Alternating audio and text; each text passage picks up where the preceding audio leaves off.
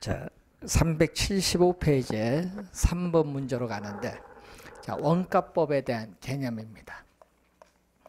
자, 원가법은 우선 어느 정도의 비용을 투입을 해서 생산된 재화인가, 이 비용성의 원리를 근거로 해서 나타나고 공급 측면을 중시하는 공급자 가격의 특징을 가지고 있고, 특히 감가가 별로 없는 신축 건물에 유용하게 적용할 수 있는 게 원가법입니다.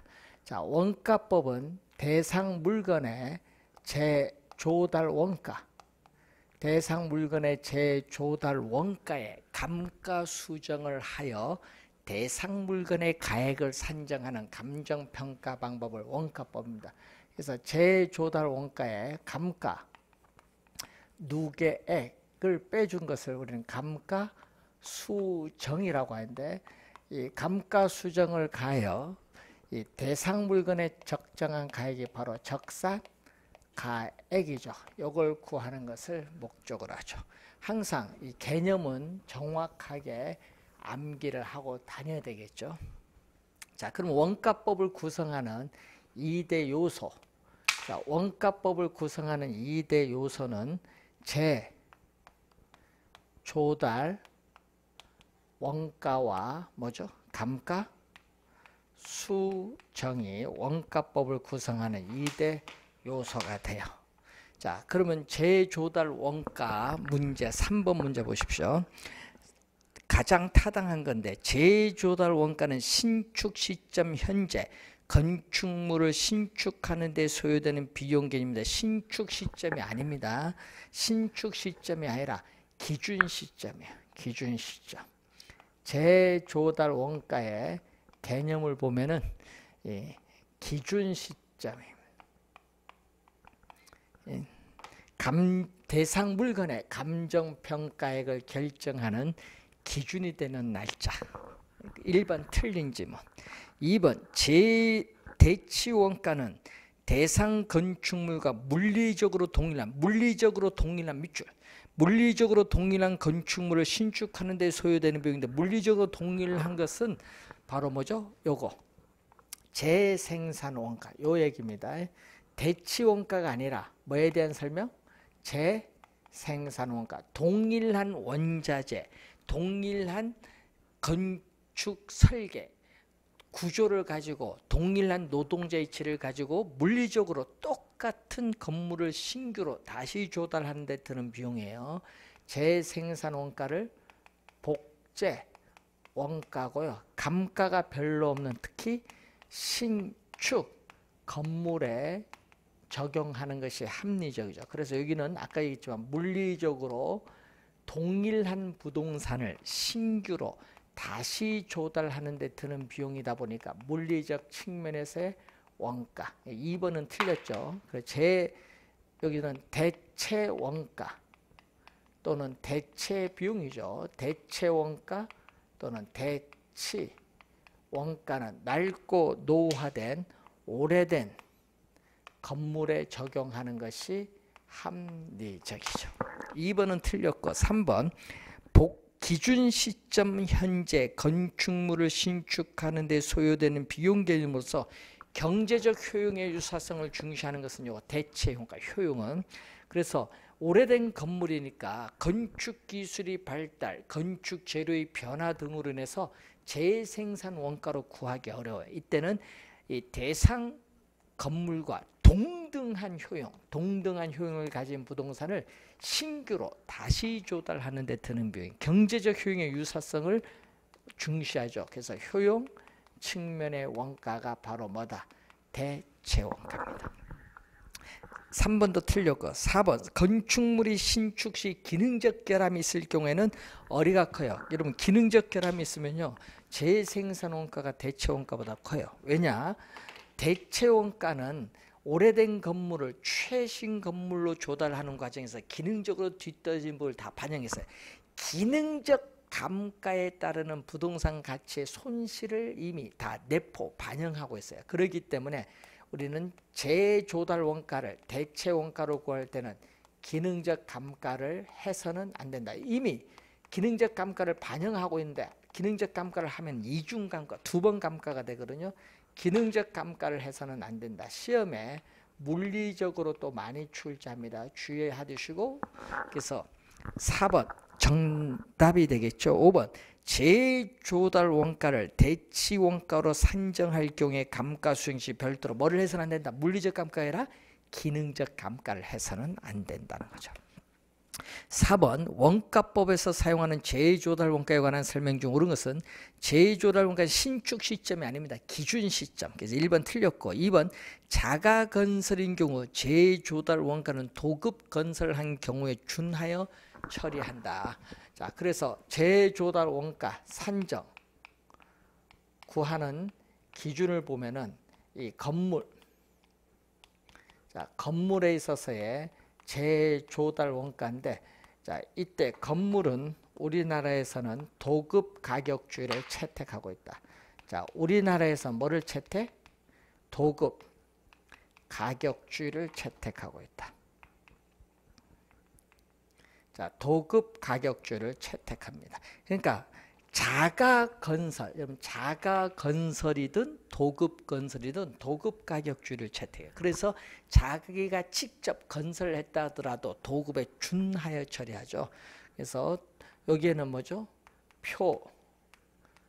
표준적 건설비, 표준적 건설비용에는 직접 공사에 들어가는 비용에다가 간접 공사에 들어간 비용, 자, 도급 가격주의를 채택하기 때문에 뭐가 들어온다? 개발업자, 수급인, 개발업자, 수급인의 적정한 이윤이 들어오죠. 자, 여기에다가 뭐를 대준다? 도급인이 부담을 해야 돼. 자, 도급인, 발주자가 부담을 해야 될 통상적인 부대 비용이 있습니다. 자, 그래서 3번 대체 원가를 이용하여 재조달 원가를 산정 구할 경우에는 물리적이 아니라 뭐다? 기능적 감가 수정은 필요하지 않지만 물리적 감가는 필요해. 바뀌었죠? 3번 틀렸고, 4번 재조달 원가를 구성하는 표준적 건설비에는 수급인의 적정 이윤이 포함된다 안 된다? 포함되죠. 도급 가격주를 채택하기 때문에 틀렸고, 동일한 효용을 가진 건축물을 신축하는 데 소요되는 비용, 효용이니까 무슨 원가? 대체원가, 복제원가가 아니죠. 2번 정답입니다. 자, 3번 문제로 5번 문제로 갑니다. 제곱미터당 재조달 원가를 구하는데 20년 전 준공된 5층 건물의 연면적 보세요. 1450제곱미터입니다. 자, 준공 당시에 공사비 내역을 보면 직접 공사비 얼마? 3억 원. 간접 공사비 3천만 원에다가 개발업자 이윤까지 들어가야 돼요. 개발업자 이윤까지 들어가야 표준적 건설비입니다. 얼마? 7천만 원 들어갔더니 총 얼마? 4억이 나왔어요. 그럼 총 지금 4억 원이 나와 있죠. 표준적 건설비 4억 원인데 준공 당시에 건축, 여러분이 준공 당시 20년 전 건축비 지수를 100으로 봤을 때 20년이 지난 기준 시점의 건축비는 145니까 몇 프로? 20년 동안 45% 올랐죠. 시점 수정을 했고 얼마? 연면적 1450제곱미터로 연면적으로 나눠줘야 제곱미터당 나오겠지. 그럼 얼마죠? 자, 요 공 2개 없어지면 여기 400만 원이야. 400만 원이 돼요. 400만 원. 자, 그런데 또 공 하나가 없어져. 그리고 145가 없어져. 그러면 얼마죠? 위에 40만 원, 분자는 40만 원, 분모는 제곱미터가 남죠. 제곱미터당 40만 원. 4번 정답이 되겠습니다. 어려운 얘기 아니죠. 그냥 문제 그대로 풀어주시면 되겠습니다.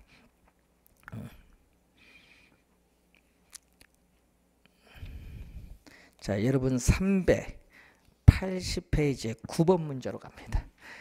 부동산 감정평가의 감가수정 방법에 관한 다음 설명 중 맞는 것으로 묶인 것은 회계 목적의 감가상각이죠. 자, 평가에서는 감가수정을 기업 회계 이론에서는 감가상각을 이제 하는 거죠. 자, 이제 목적이죠. 자, 회계 목적에 있어서의 감가상각은 무엇을 기준으로 하느냐? 이 취득 가격을 기준하고 감가수정은 재조달 원가를 기준해요. 감가수정의 목적은 기준 시점에서의 대상 물건의 적정한 가액을 구하는 것을 목적으로 하고, 감가상각은 손익 계산이나 비용 배분 시에 투자한 자본의 안전한 회수와 유지를 목적으로 한다는 그러한 내용입니다. 자, 그래서 우선은 기억 어떻게 돼요? 맞는 지문이고, 니은 회계 목적의 감가상각은 관찰감가법을 인정하지 않죠. 자, 이것은 회계 목적은 인정하지 않고 뭐는 인정한다? 감가수정은 인정합니다. 그래서 니은 틀린 지문. 정률법에서의 매년의 감가액은 첫 해가 가장 크고 해가 갈수록 점차 줄어들죠. 그래서 정률법을 체감상각법이라고 합니다. 감가수정에서의 감가요인은 물리적, 기능적, 경제적 감가요인을 구분합니다. 감가수정할 때의 내용연수는 물리적이 아니라 경제적 내용연수를 기준하죠. 그래서 기역, 디귿, 미음이 맞습니다. 기역, 디귿, 니을이 맞죠? 기역, 디귿, 니을 5번 정답입니다. 자, 이제 항상 염두에 두시고, 항상 우리는 뭐를 기준? 아까 감가수정은 경제적 내용연수를 기준. 물리적 내용연수가 아니라 경제적 내용연수를 기준해서 기준 시점에서부터 경제적 내용연수 끝날 때까지의 잔존 내용연수를 중시하죠. 그리고 감가수정은 물리적 감가요인, 기능적 감가요인, 경제적 감가요인 모두 고려하는 거죠. 그렇지만은 감가상각은 이 법에 정해진 법정 내용 연수를 우리가 기준해서 준공에서 실제 몇 년 경과되느냐, 실제 경과한 연수를 중시하고, 여기는 기술적 측면에 물리적, 기능적 감가 요인만 고려하고 경제적 감가 요인은 고려하지 않는다는 거죠. 자, 10번 문제로 갑니다. 자, 원가법에 의한 대상 물건의 기준 시점의 감가 수정의 감가 누계인데 준공 시점은 2009년 6월 30, 기준 시점은 2014년 6월 35년의 경과했어요. 기준 시점의 재조달 원가인데, 자, 정액법에 의해서, 자, 정액법에 의해서 매년의 감가액, 자, 정액법에 의한 매년의 감가액은 기준 시점에서의 재조달 원가에서 뭐를 뺀다? 경제적 내용연수 끝났을 때 잔존 가격을 빼준 것을 경제적 내용연수로 나눠주면 되겠죠. 자, 이 기준 시점의 재조달 원가 얼마 해놨어요? 지금 2억 원 해놨죠. 2억 원인데 잔존가치율은 몇 프로? 10%. 자, 잔존가치율 또는 장가율이라고 하는데, 잔존가치율은 재조달 원가에서 잔존 가격이 차지하는 비율인데, 재조달 원가 2억 원에서 잔존 가격 얼마? 모르겠죠? 몇 프로? 10%니까 2억에 10% 얼마? 2천만 원. 잔존 가격 2천만 원 빼주면 1억 8천만 원을 경제적 내용연수 몇 년?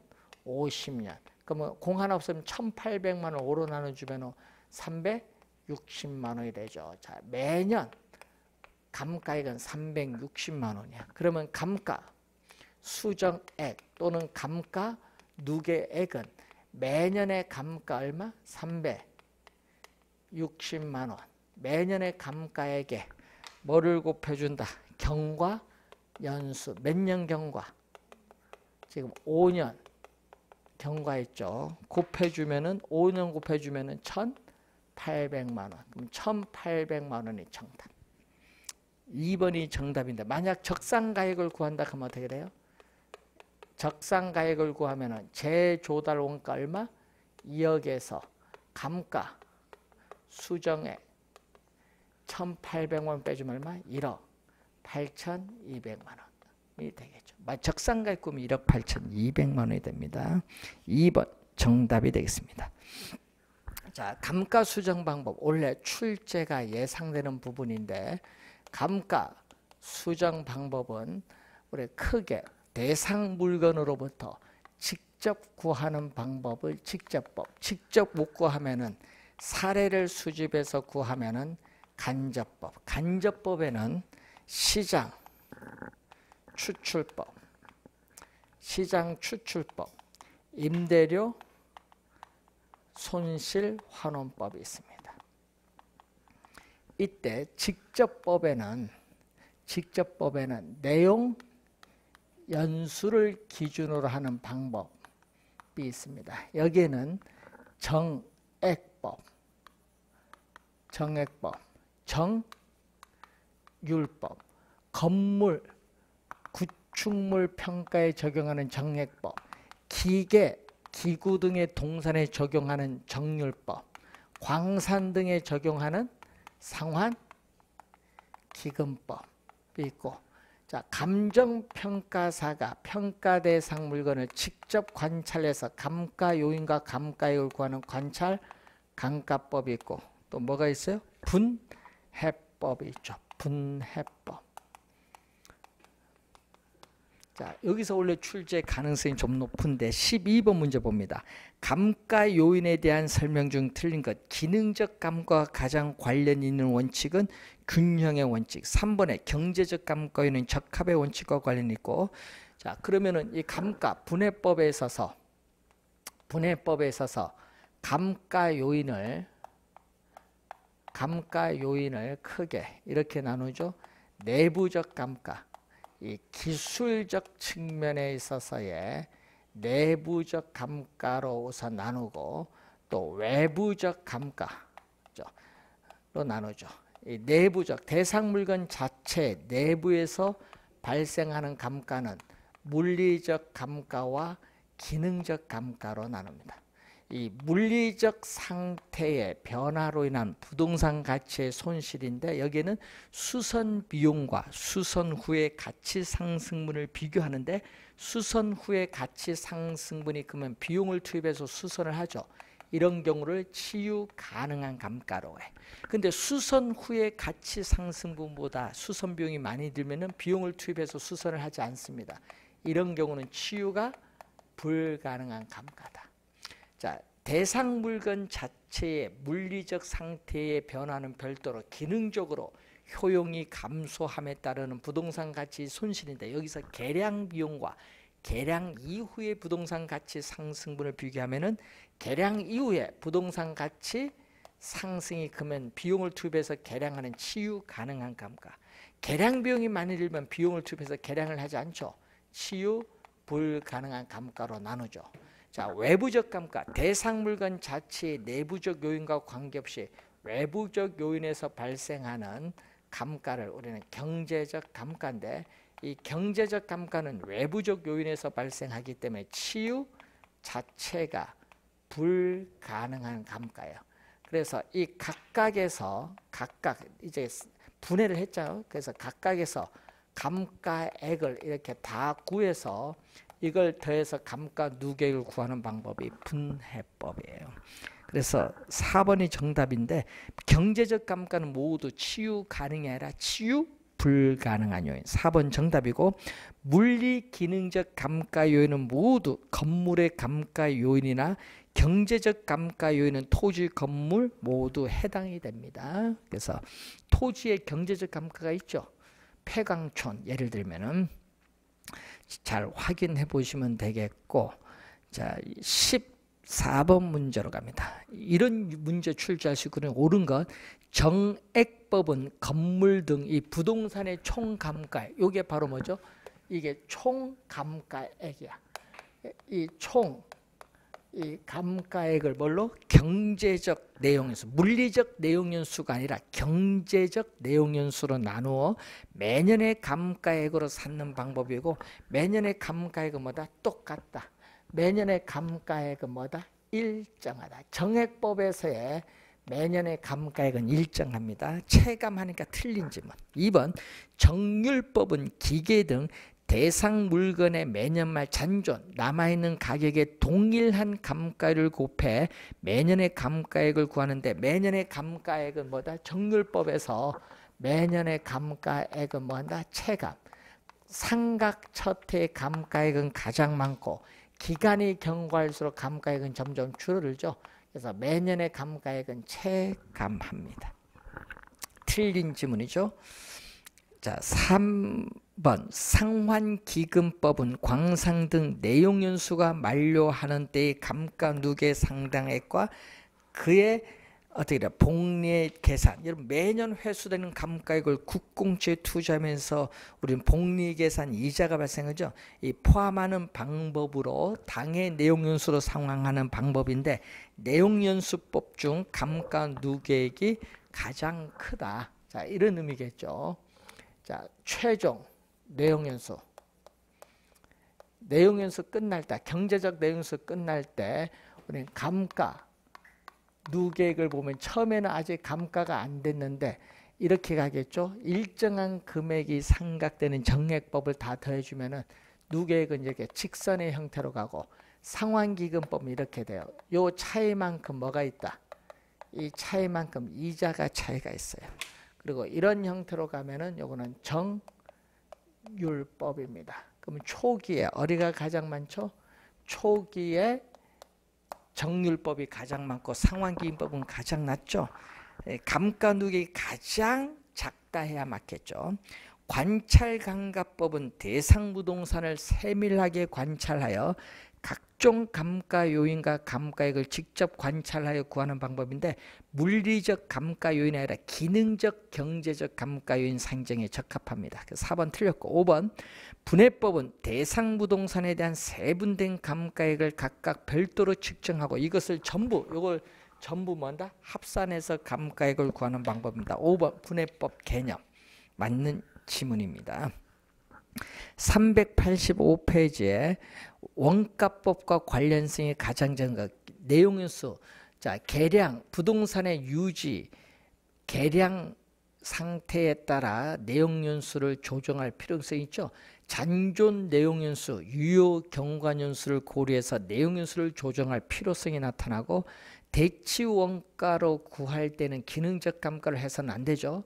자, 재조달할 물건과 평가 대상 물건은 대체가 가능해야 되고, 재조달 원가 구하는 방법에 이 단위구성법, 구성단위법이 있습니다. 이걸 뭐죠?